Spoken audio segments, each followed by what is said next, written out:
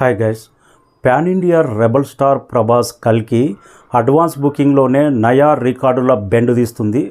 Pan India అనే పదం వాడుతున్నామంటే, pan India movie అనే పదం వాడుతున్నామంటే ఫస్ట్ పాన్ ఇండియా అనే పదాన్ని క్రియేట్ చేసింది వన్ అండ్ ఓన్లీ ప్రభాస్.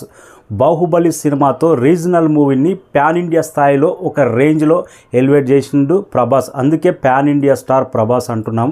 ఇంకా కల్కి మూవీ అడ్వాన్స్ బుకింగ్ నార్త్ అమెరికాలో బిఫోర్ 16 days ముందే 1 million కంప్లీట్ చేసుకున్నది.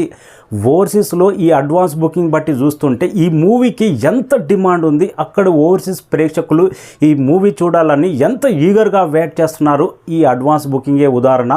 నాకు తెలిసి ఈసారి ఓవర్సీస్లో బాహుబలి రికార్డు కూడా బ్రేక్ అయ్యే అవకాశం ఉంది.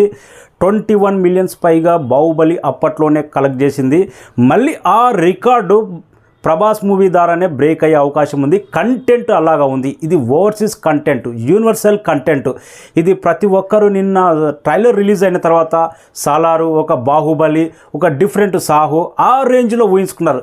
కానీ ఇక్కడ నాగస్విన్ మాసి స్టోరీ కాదు, ఇది డిఫరెంట్ కంటెంట్ స్టోరీ. ఒక డిఫరెంట్ లోకం, ఒక డిఫరెంట్ కాన్సెప్ట్తో తీస్తున్నాడు నాగస్విన్.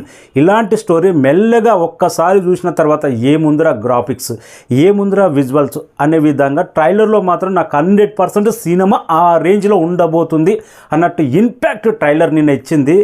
అందుకే మాస్ ప్రేక్షకులు కొద్దిగా స్లోగా పికప్ అయ్యి బాగుంది సినిమా అనే స్థాయికి వస్తుంది. ప్రజెంట్ నిన్న రిలీజ్ అయిన ట్రైలర్కు మాత్రం యూనివర్సల్గా యునామస్ టాక్, పాజిటివ్ టాక్ అయితే వచ్చింది. క్లాస్ ఆడియన్స్లో మాత్రం విపరీతమైన రెస్పాన్స్ వచ్చింది ట్రైలర్కు మాత్రం. ఉదాహరణ ఇదే, ఓవర్సీస్లో అడ్వాన్స్ బుకింగే దీనికి ఉదాహరణ. బాగుందంటే ఇంకా గ్రామ స్థాయిలో కానీ రూరల్ ప్రాంతాల్లో కానీ ప్రభాస్ సినిమా ఆగనే ఆగదు. అడ్వాన్స్ బుకింగ్లో నయా రికార్డ్ బెండ్ తీస్తూనే ఉంది. ట్రైలర్కు పాజిటివ్ రెస్పాన్స్. Thank you.